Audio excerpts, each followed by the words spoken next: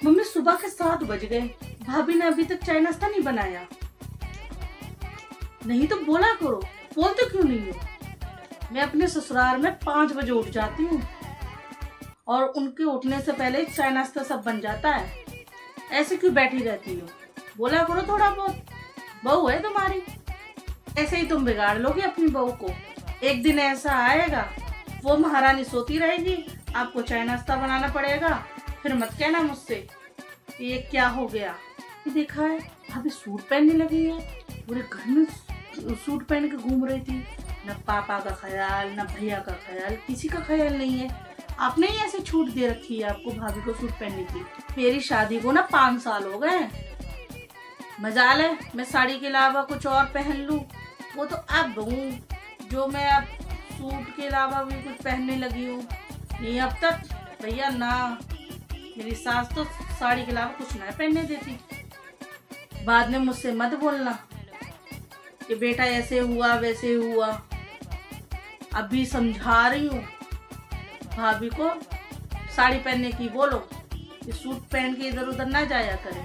थोड़ी भाभी पे लगाम कस के भी रखो, बहुत छूट दे रखी है। देखो अपनी माँ से कितनी देर से बात कर रही हैं। ठीक है ना, दिन में अपनी माँ से एक बार बात तो करेगी ही ना। तू क्यों टेंशन ले रही है? और बता अपनी, जैसे ससुराल में सब ठीक है? अरे मम्मी अभी तो ठीक है, कर ले बात करने है जितना, मगर ध्यान रखना कब 1 से 2, 2 से 4, 4 से 10 बार हो जाएगा, आपको पता भी नहीं चलेगा। देख लेना फिर अपना सर पकड़ के रोगी। इस घर की बात उस घर में कैसे पता चलेगी? यही तो कारण होता है घर टूटने का। घर टूटने का तुमने भी बहुत छूट दे रखी है अपनी बहू को। मम्मी दोपहर हो गई, भाभी दिन में आराम करती है। थू थू थू थू। जब मैं सुबह 5 बजे उठती हूँ ना, दिन के काम धाम में पता ही नहीं चलता पूरा दिन कहाँ निकल गया। फिर जाकर रात को ही आराम करने को मिलता है। दिन में 1 मिनट के लिए भी मैं लेट जाऊं ना, मेरी सास तुरंत आवाज दे देगी। एक पैर पे नाचती हूँ अपने ससुराल में, और यहाँ तो भाभी पूरा पूरा आराम ले रही हैं। वाह मम्मी वाह, भाभी के तो मजे हैं। तुमने भी ना भाभी को बहुत ज्यादा छूट दे रखी है।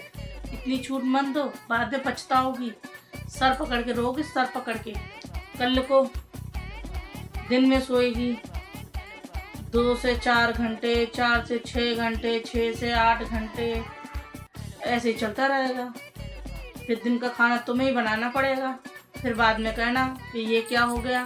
बाद में मत बोलना मुझसे। हाँ फिर ऐसे बोलोगी बेटा बहू बिगड़ गई, अब मैं बता क्या करूँ इसका। देख रही हो मम्मी, भाभी का दूसरा पार्सल आया है सुबह से। अरे तो क्या हुआ बेटा, तू क्यों टेंशन ले रही है? भाई उसका पति दे रहा है तो वो मंगा रही है, मेरा भी तो पति देता होगा। तू क्यों टेंशन ले रही है? करने दे उसको जो करना है। अरे हमारा क्या है, 1-2 रोटी खा लेंगे। बहू तो वैसे अच्छी है, तू भी पता नहीं क्यों टेंशन ले रही है इतना। तो क्या हुआ, भैया का सारा पैसा धीरे धीरे करके उड़ा देगी और तुम्हारी सारी जायदाद उड़ा डालेगी। फिर मत बोलना हमसे कि सिर पकड़ कर रो, और आना भी मत हमारे पास में। समझा रहे हैं, पहले बता रहे हैं। लगाम कस लो अपनी बहू की, बहुत खर्चे हो रहे हैं, थोड़ा ध्यान दो घर में। और ये क्या बात हुई कि मेरा भी हस्बैंड है, मगर मैं फालतू खर्चे नहीं करती हूँ ना। मेरे हस्बैंड जो ला देते मैं वही लेती हूँ। बाद में मत कहना, समझा रही हूँ। फिर रोगे सर पकड़ के कि पता नहीं क्या से क्या हो गया। पछताओगी मम्मी, तुम पछताओगी।